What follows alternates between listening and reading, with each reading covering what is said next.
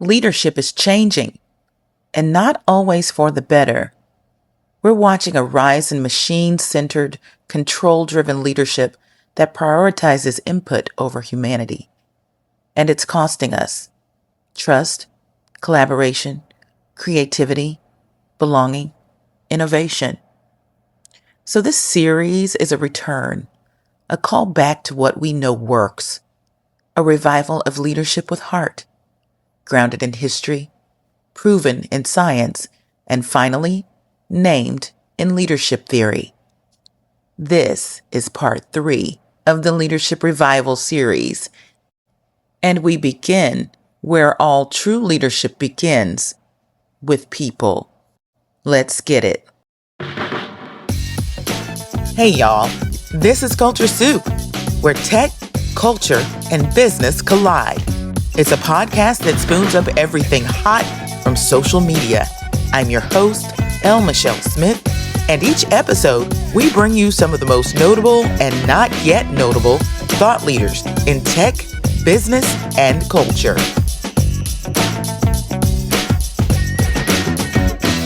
Before we dive into leadership theory, let's ground ourselves in where we've been. In part 1, we explored history and culture with insights from Dr. Henry Louis Gates Jr. We looked at how leadership was shaped by lived experience long before it had a name. In part 2, we turned to the soul of science with guidance from Valerie Burton. We learned how neuroscience and positive psychology confirm what community taught us first. Now, it's time for part 3, leadership theory, the language that finally names what many of us lived long before the research caught up. Leadership theory isn't just academic. It's a bridge. It's what happens when cultural wisdom meets scientific rigor and gives leaders a shared vocabulary. For me, this part of the story is deeply personal. There was a moment when theory stopped being abstract and started giving language to what I'd lived my entire life. Leadership theory is finally naming what culture lived, what science proved. Leadership is experiential. Leadership is relational. It's emotional. It's strategic. But mostly, leadership is human. The call and response leadership revival framework brings it all together. There's self-work, emotional regulation, self-awareness, identity, maturity. Then there's relationship work, the trust building, the collaboration, the communication. Then there's the world work. That's accountability, it's courage, it's influence, it's impact. This is where history, science, and leadership theory converge. I want to share something personal. A recent piece I wrote, a moment when leadership theory gave me the language for what I'd lived. And it talks about how the rich leadership theory and call and response helped me to articulate the leadership lessons I'd learned from the Black church. You can find it on my Substack.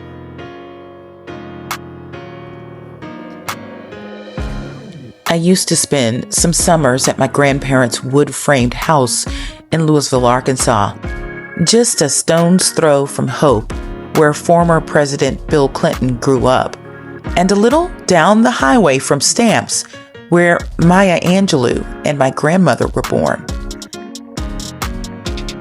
Late evenings in the little 3-bedroom house meant raising the windows to catch a cool breeze, enjoying the fresh watermelon from my pawpaw's garden, listening for the train horn to blare like clockwork on the nearby track, and playing Old Mary Mac and other patty cake songs with my sister and cousins after shelling purple hull peas on the porch or making mud pies outdoors.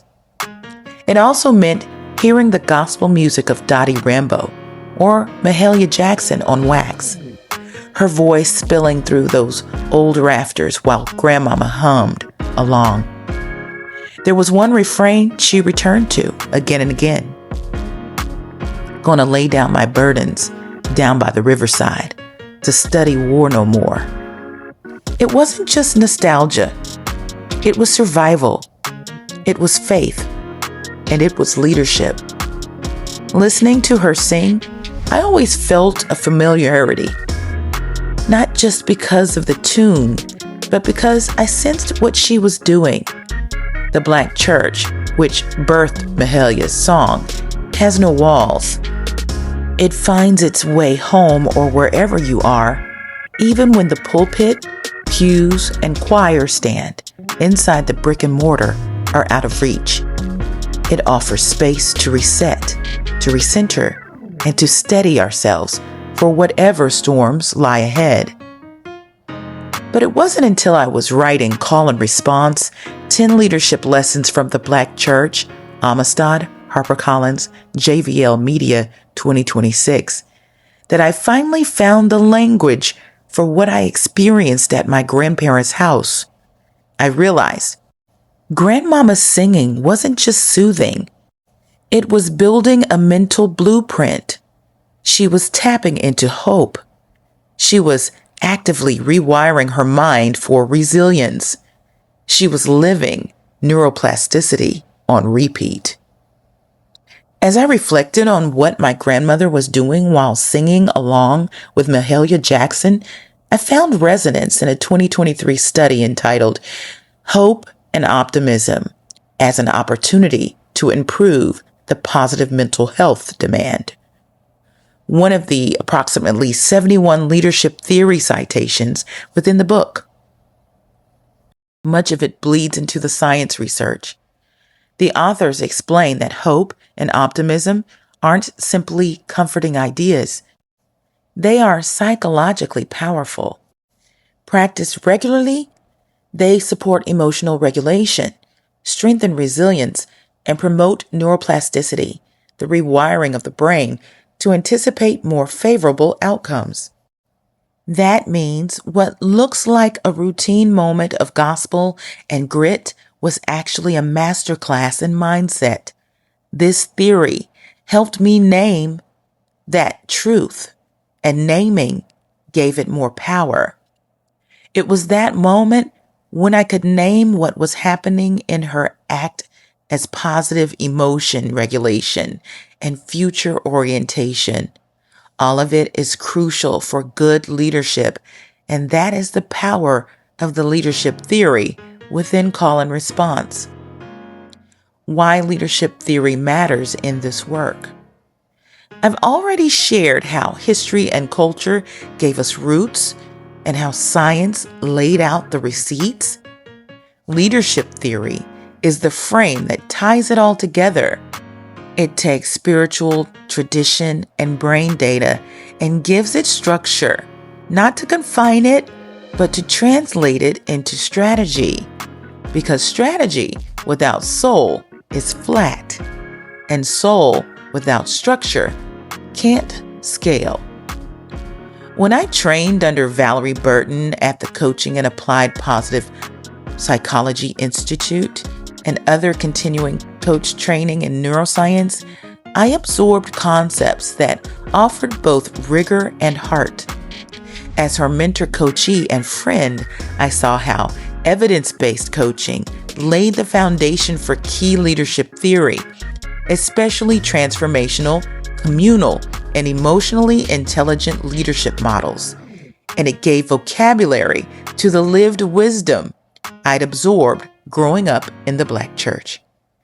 That theoretical scaffolding became the bones for Call and Response.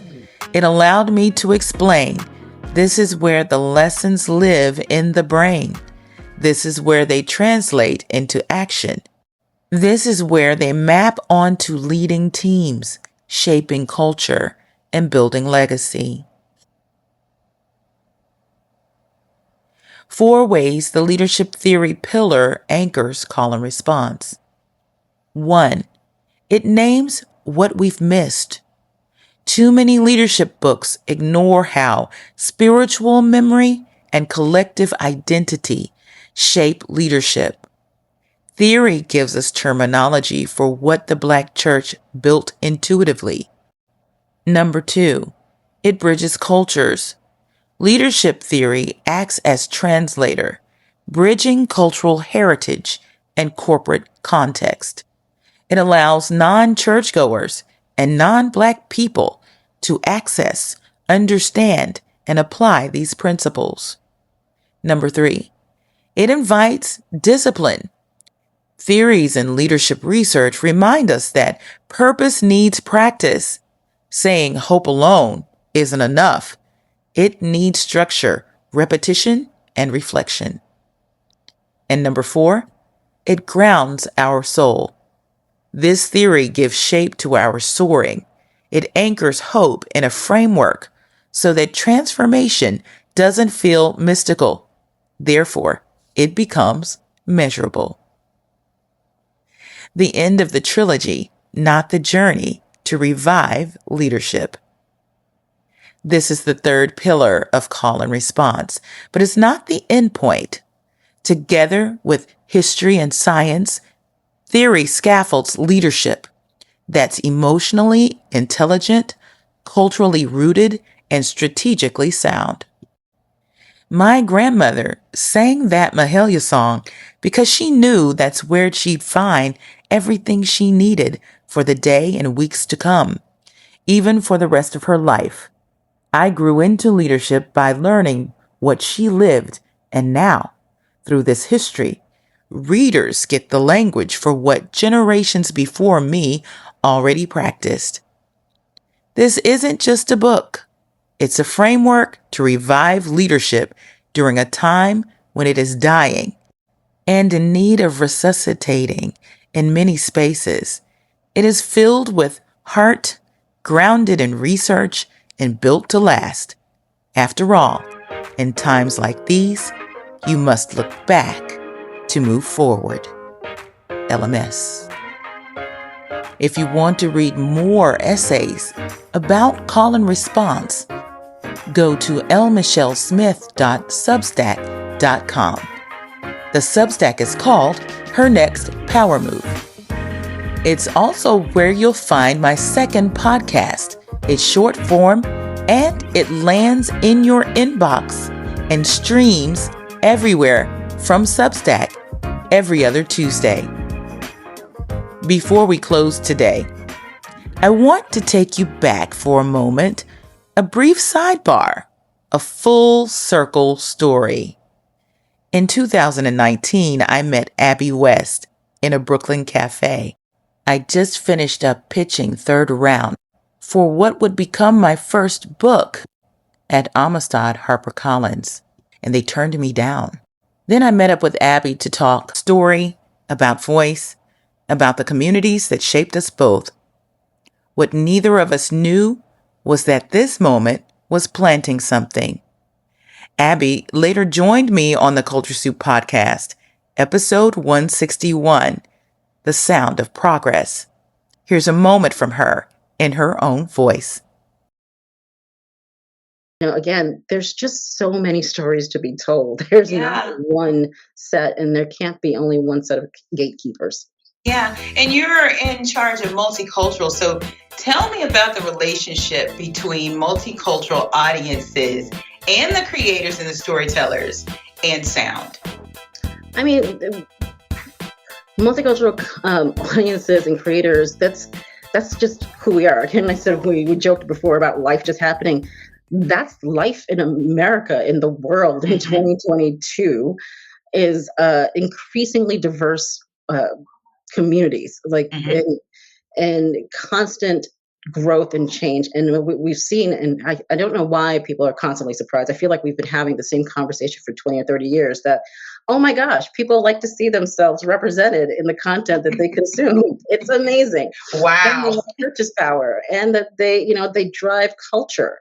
And that's something that I think has been documented more recently, but I think we've always known that the underrepresented groups and communities have always driven culture. Yeah. It is, there has been a dominant narrative, but then the life that actually builds community is not one thing. And so having people really see that now, and I work with an amazing group of content creators and content folks at Audible who seek out, foster, create, and amplify diverse creators and voices and narrators and performers and narratives, which is something I'm really passionate about, because we all, for each underrepresented group, there's sometimes a sense that there's one narrative, and that's not the case. We know that. We know the conversations we have in barbershops and hairdressers and in family rooms and communities all the time. There's more than one narrative. So I've been really blessed, had the pleasure and privilege of getting to help find new creators, suss out slates, and work with these folks at Audible who really know how to tell stories and help to foster that. And that's just delightful. Fast forward to 2023. Abby updates her LinkedIn. I send a simple DM. Congratulations. I noticed she was at HarperCollins. She replies, let's catch up. And we did. On that call, I learned something that would change everything. Abby was now VP and Editorial Director at Amistad Books at HarperCollins. We were catching up, like always, and she asked one question. What are you working on? At the time, I didn't have all 10 lessons. The research wasn't complete, but I had the spark. I said, it's called Call and Response, Leadership Lessons from the Black Church. She paused, and then she said, send me something as soon as you can. I did, and the rest is history. This story matters because leadership theory tells us this truth. Relationships are strategy. Narrative is power. Community creates possibility. This isn't just full circle. It's alignment. It's purpose. It's call and response. Leadership isn't changing. It's returning. Returning to community, connection, courage, and especially returning to heart. This has been a special edition of the Culture Soup Podcast. Very excited to tell you that Call and Response, 10 Leadership Lessons from the Black Church, is on pre-sale now. Find it wherever your favorite books are sold. The audiobook is also available for pre-order. If you would like to have me on stage, on platform, or even for an intimate book talk back, or even a book signing in 2026, the book releases February 10th. So just go to lmichellesmith.com/call and response and click the button that says Speaker Request and submit the brief form. Find us online at theculturesoup.com, on Instagram at theculturesoup, and on Facebook at The Culture Soup Podcast. Until next time. The Culture Soup Podcast is a production of No Size Communication, LLC. The Culture Soup Podcast is a registered trademark of No Silos Communications, LLC.